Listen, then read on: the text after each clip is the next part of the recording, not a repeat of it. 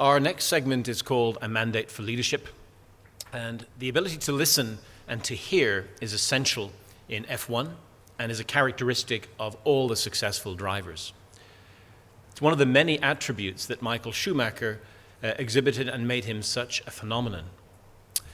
It's also vital for success in every business. So please join me in welcoming the General Manager of Software Group, Growth Markets Unit, Mr. Bete Demeke.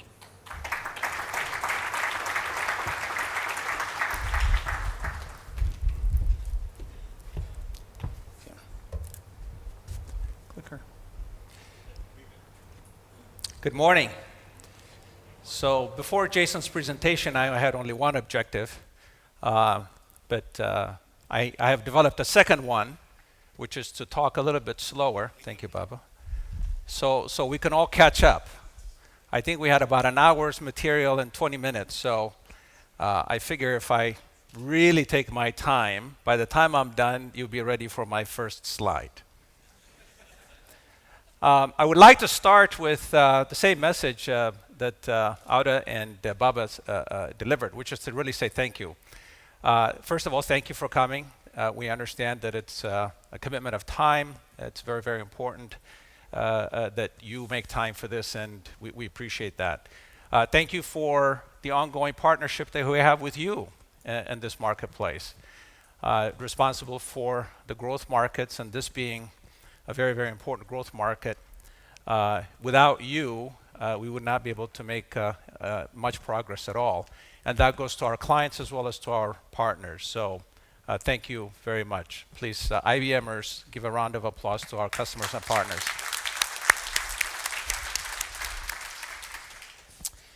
What I'd like to do for this presentation is to try and set the agenda, if you will, at a broad base, so that we can use this agenda as we go through the rest of the day.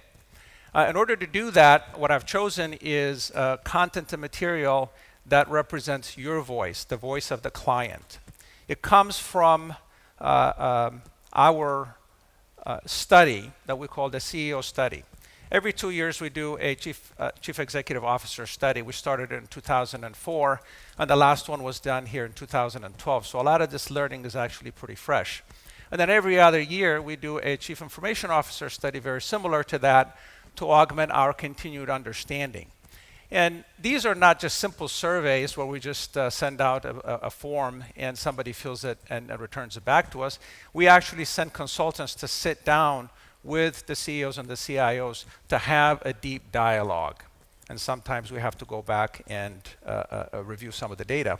In this particular case, we interviewed a little bit over 1,700 CEOs around the world. About 550 of those CEOs are actually from the growth markets.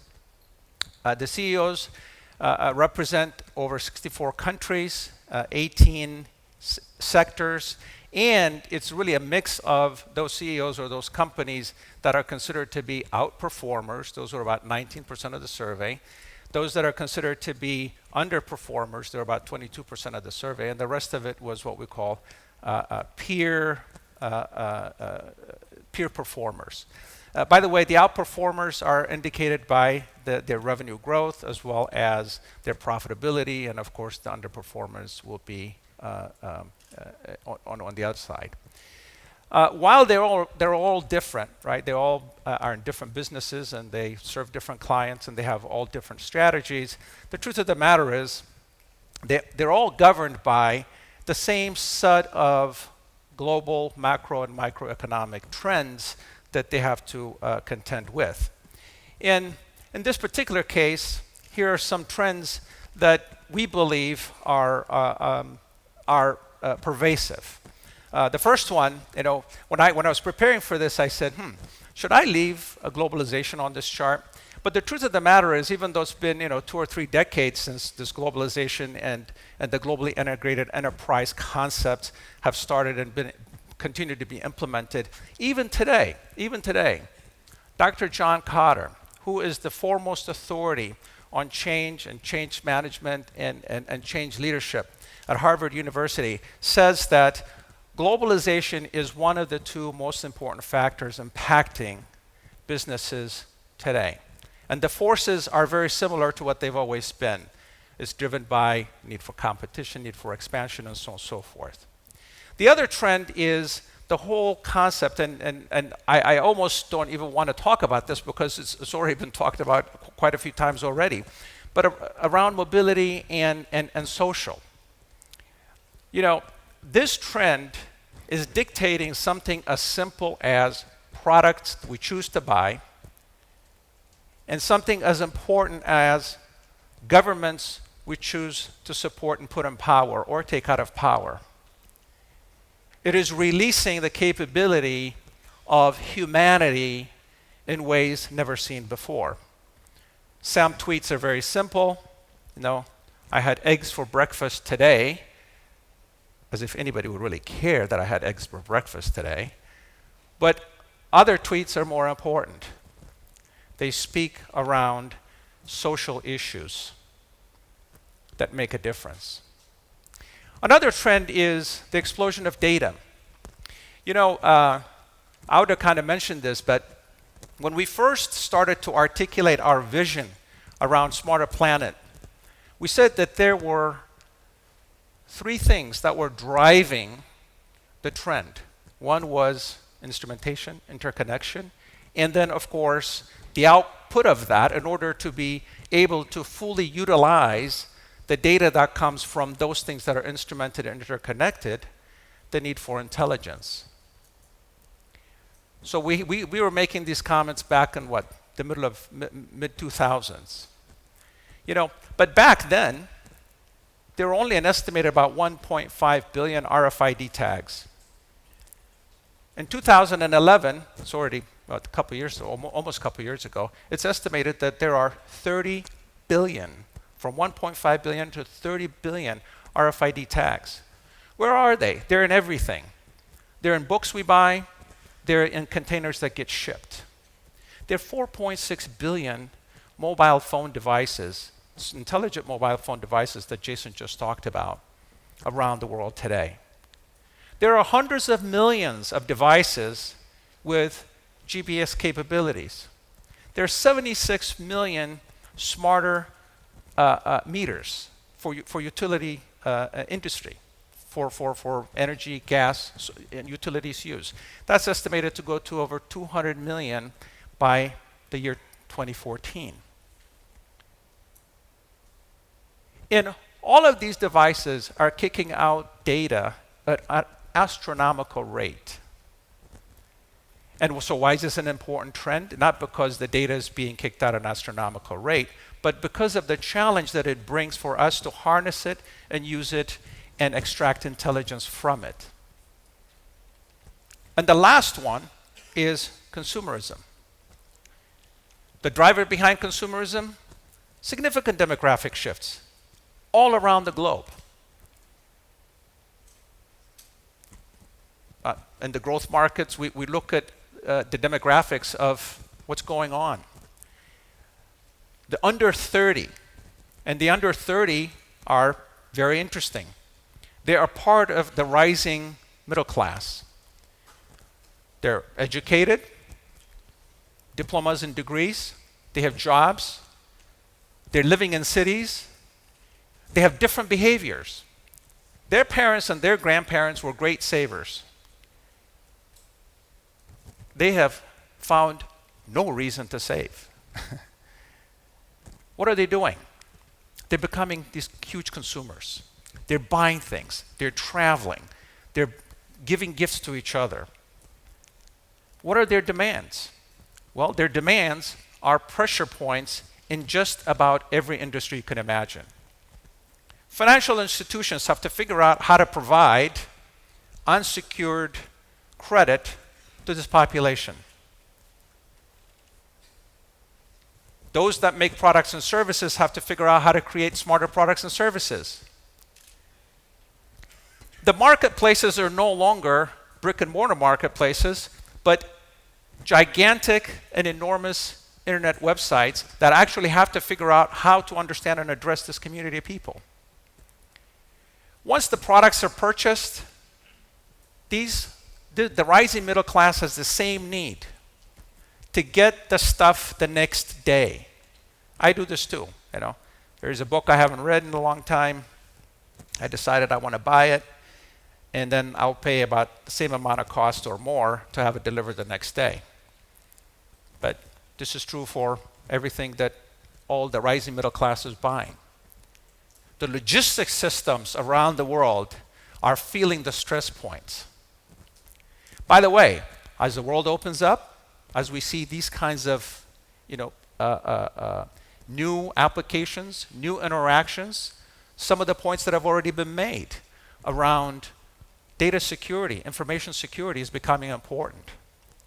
So when you look at this, the rising middle class or the rise of consumerism and the impact that it has, it touches every industry in a dramatic way. And in some cases, we're not even ready for it. We're not ready for it. So these are the realities in which the CEOs of these companies, and this clicker that I'm trying to point, there's somewhere to point it.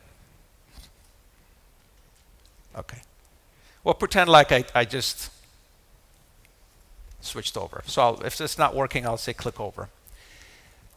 So when we got to the study with the CEOs, not surprisingly, when we asked them, what are the views that you have of external forces that are impacting your organization? For the first time ever, technology factors became number one. 71% of CEOs said, today, technology factors are the single most important thing that I'm worried about. By the way, in 2004, that was number 6. Now, interestingly, people skills and market factors, which have always been in the number 1, number 2 range, market factors dropped off a little bit but came back, have always stayed there and have been consistent. What are CEOs in the growth market saying? There you go. You can see here some of the differences here over on the right-hand side.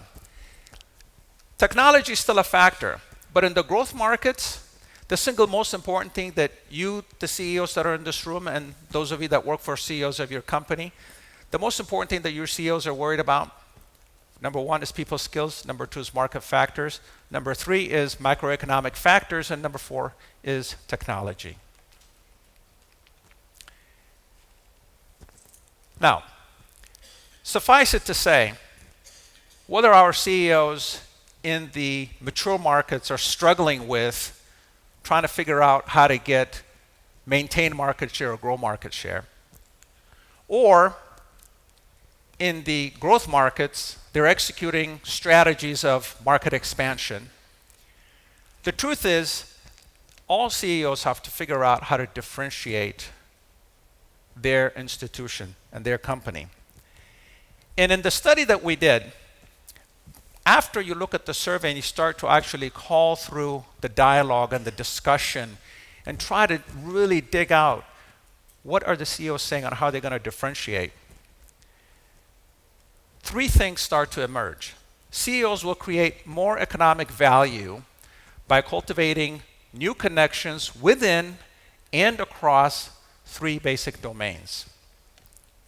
The first of these 3 domains is empowering employees. And I'll add through value. I'll come back to why adding through value is an important component. The second is engaging customers at the individual level. And the third one is amplifying innovation with partners or through partnerships. The notion of the first one is organizational openness will introduce new opportunities to create a more creative institution through the engagement of employees. This notion is about opening up. A little bit about what Jason was talking about, quite frankly, which I had not thought about connecting to this, but enabling our people to take the institution to new places that a controlled management probably wouldn't have. In the second case, the notion is to differentiate through better data access, extracting knowledge from that access, from that data, and then having the execution skills to deliver on it. The third notion is to partner for innovation. The type of innovation that will help create disruption in the marketplace and create opportunity for growth. So what I'd like to do here in the next few minutes is actually step through these to kind of give you an idea of what each one really means, and with some client examples. So the first one. Okay. First one. CEOs will create more economic value by empowering employees through values. There's a very basic notion here.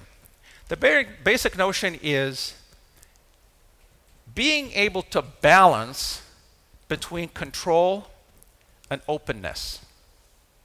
Between control and openness.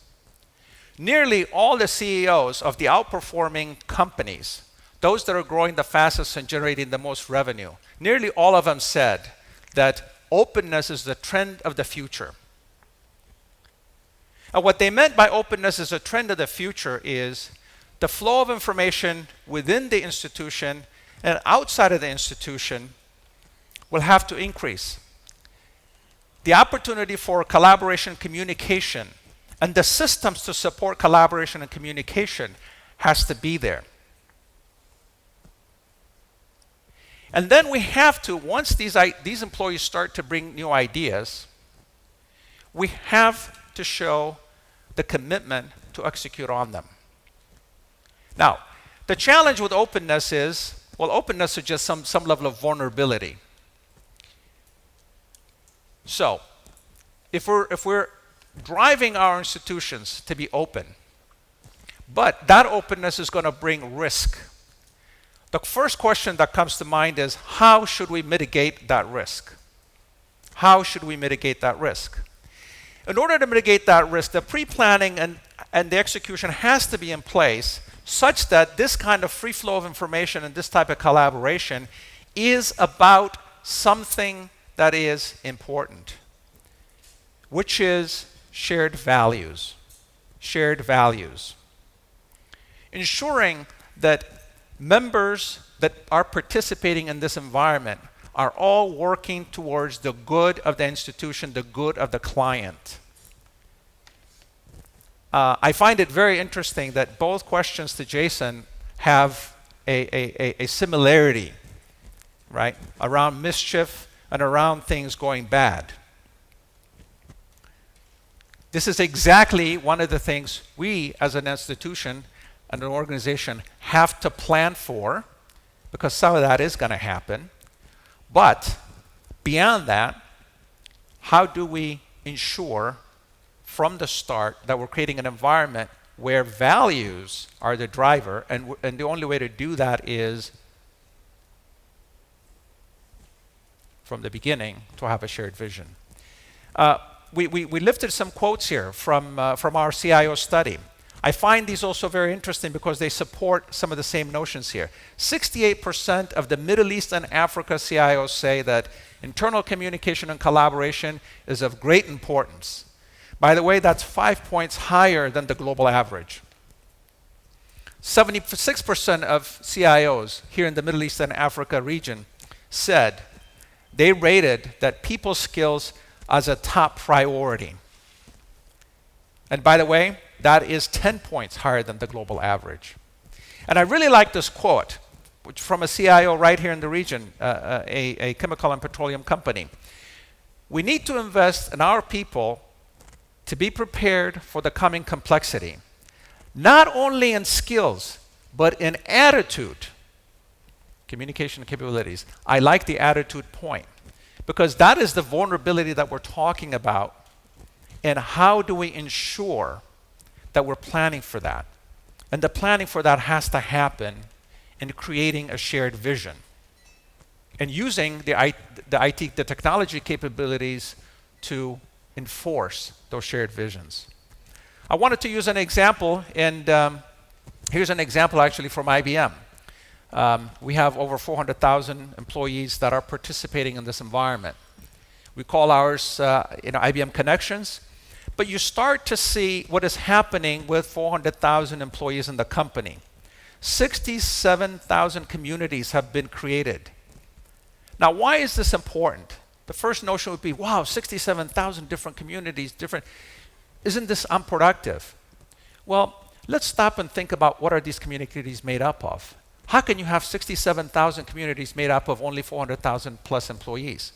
Well, it's only possible if these communities are actually made up of people from different disciplines within the company. The finance people talking to the marketing people, talking to the sales people, talking to the product people, talking to the support people, talking to the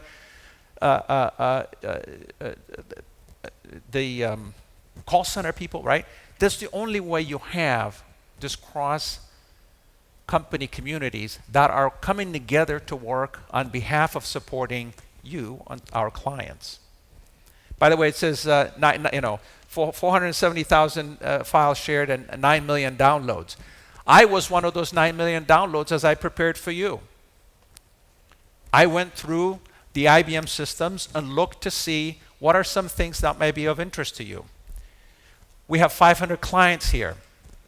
I could not begin to imagine what would happen if 500 of you just take one idea each from today and implement it.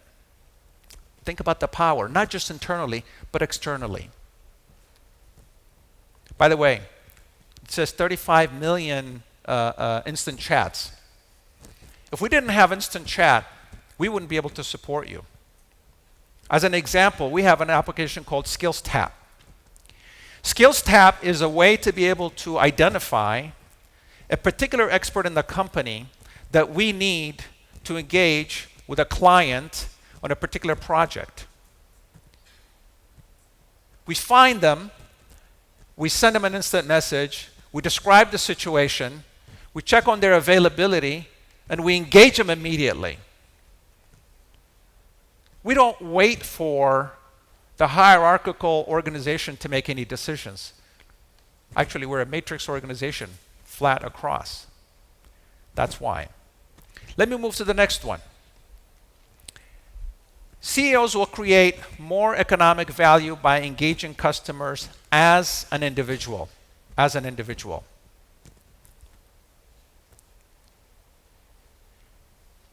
The notion here is, a decade or 2 decades ago, maybe even 3, we spent, all of us, you, right?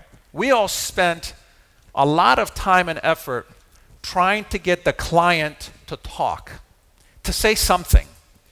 And we had all kinds of very specialized tools and methods to get the client to talk.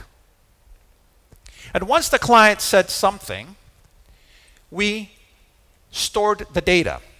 We spent hundreds of millions of dollars storing the data. From that, we extracted value, not at the individual level, but from that, we extracted value at a relatively high demographics, segmentations, right? Trends. We didn't really know the client individually, not at all. Now, we knew a lot about clients that were like that may be from the same area, that may be from the same region, they may have some similar interests, but we really couldn't target the individual. We can target some mass. Today, the challenge is not trying to figure out how to get the client to talk, because they're talking. 500 million tweets. Okay? They're talking. They're telling us by the use of their technology where they're making a call from, who they're sending a text to. They're talking by the products they're shipping. We have 30 billion RFID tags telling us stuff. So today's challenge is listening. Extracting knowledge and insight, then acting on that knowledge and insight. That's the challenge today.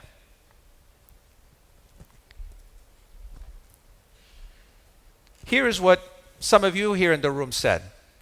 62% of chief information officers in MEA say improving customer intimacy is a key element in their business strategy. 94% of chief information officers in Middle East and Africa say intelligence and analytics is a top priority. By the way, that is more than 10 points higher than the global average. I believe the global average is about 81%. There are a couple of quotes I like. CIO from a bank in Nigeria. Following our latest innovations, our customers say that something big and unexpected was happening at our bank. Oh, by the way, they're eager to see more. Which really relates to me to the point that you all have made as CIOs that says 62% of you saying that customer intimacy is very important. The other quote from a telecom company in Africa. We need to build business intelligence to look at external and competitive data. For example, it's all about managing churn, making sure that we're satisfying our clients. Let me share a client example with you. This is a client in Middle East and Africa, in the telecommunications industry. You know, except for the few countries in the world where telecommunications is controlled by the government and there is no competition, actually this is one of the industries that is most competitive on the face of the planet. And in this highly competitive environment, knowing who our clients are, holding on to them, and making sure that not only are they satisfied, but they bring other clients over is a major challenge. One of your telecommunication providers here in Middle East and Africa has done something outstanding. In near real time, they're able to identify the service level that their client is getting. Calls that are made, calls that are connected, calls that are dropped, texts that fail to be delivered, retries by the client, all of these things in near real time. And in near real time, they're able to go back out to the client. Well, first of all, figure out why the problem occurred. Is it because their service level, they need more towers, depending on where the location is? Is it because their systems are ineffective? Whatever the case may be. But in near real time, they're able to figure out what they need to do and also be able to go back out to the client and say, hey, we understand that you just had a bad experience. And here is what we're going to do to make it right for you. I travel a lot around the world, and I use a telecommunications. I use several telecommunications providers, but one of them is back in the U.S. And I am amazed by what they do. I get a message saying you have just exceeded X number of dollars of international roaming. That is usually followed by a call from their customer service center to me saying, hey, maybe I can update your plan so that you can have better roaming rates wherever you are.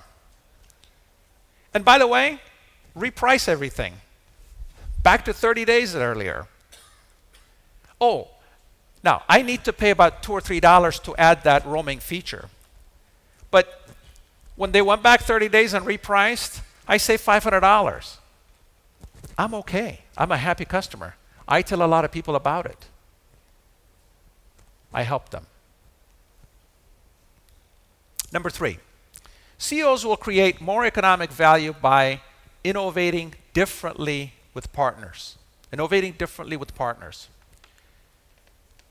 The notion here again is rather simple. Right? Historically, quote unquote innovating with partners in the past was about extending our channel, right? Finding a new channel to take the same set of products and services to the new market. By the way, it's nothing that I'm doing here. This is happening. Actually, they're trying to help me so that you pay attention to me instead of the. But I have a feeling that that's not working, is it? All right. It's about extending. Was about extending our products to new markets, to new buyers through channels. In this particular case, the notion from this study is different. The notion from this study is what CEOs are saying is we want to create new products and new services that are innovative, that are market disruptive, and that are going to help us grow. That's the concept around innovation differently with partners. If I give you an example, mobility application is a beautiful example for this kind of thought. In order to have a mobility application up and running and be successful, most of your companies, you have to work with the device manufacturers. You're working with the network providers. You've established partnerships with all different types of companies that build applications that go into your application stores. There's some sort of a relationship, has to be, with some sort of a financial services provider. And the list goes on and on. Advertising has to be part of it because this thing has to make money. It's a completely different notion of partnership. In this new notion of partnership, the relationship also has to be different. What is different about the relationship? We have to share. We have to share our strategy. What is the company's strategy for growth? We have to share data. We have to share information. We have to share risks in some cases, which means that we have to come up with a new business model of working with these partners. It could no longer be, I am protected and you take all the risk. It requires sharing. But in doing so, it can create and open up new markets. Here's an example, kind of a nice example. Whoa. Okay, well, that wasn't the example we're going to use. Okay, so this is we're going to do this. We're going to do this on the fly. The example I really wanted to use is Safaricom in Kenya. I think people familiar with Safaricom in Kenya? No? A few. Excellent. So you will at least get one piece of new information that you're going to take out and use. Safaricom in Kenya. The banking system is not capable of reaching every citizen of Kenya in all parts of Kenya. It doesn't have the brick and mortar infrastructure. Even if it has internet banking, many parts of the rural parts of the country has no access to internet. But what does everyone have access to? Cell phone. So, what if we have the opportunity to be able to give everyone in the rural environment, in the rural parts of the country, that does not have a bank account, the ability to be able to get and transfer funds using a mobile-based cell phone, very simple application called M-Pesa. M-Pesa, I believe, is a Swahili word for money, I think. I don't speak Swahili, but that's what I remember. Now you go back and think about the points we're making about innovation and how new partnerships have to be created where different parties have to come together to create a new service that is both innovative and disruptive and helps to grow revenue. By the way, there are many other examples around the world. The other one I was going to share with you is what American Express is doing in the US. They have what they call Small Business Saturday. they're partnering with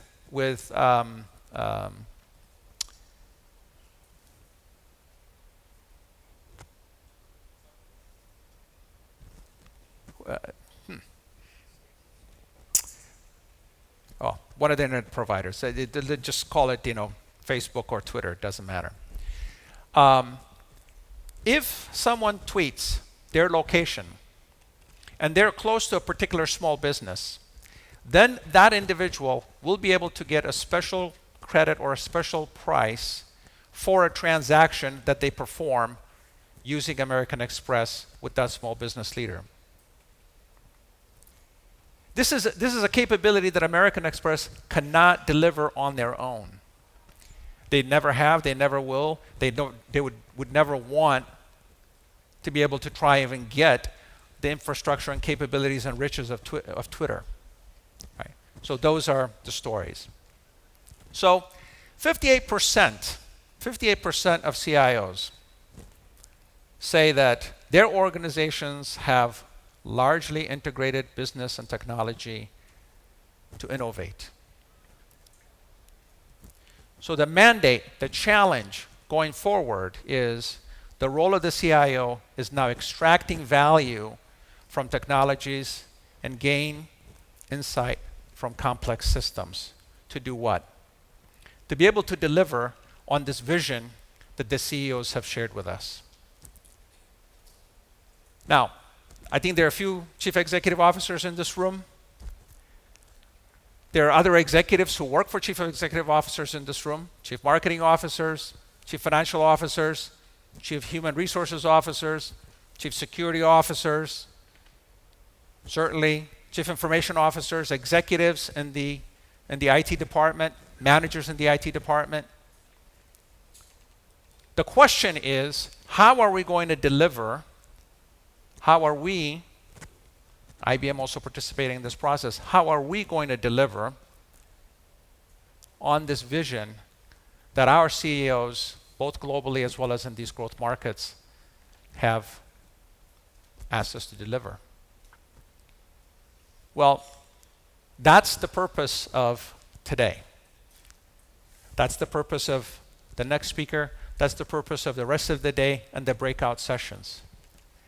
Is for us to share with you ideas and for you to share some ideas with each other and for all of us to come out with how do we take those steps to make this a reality. Thank you.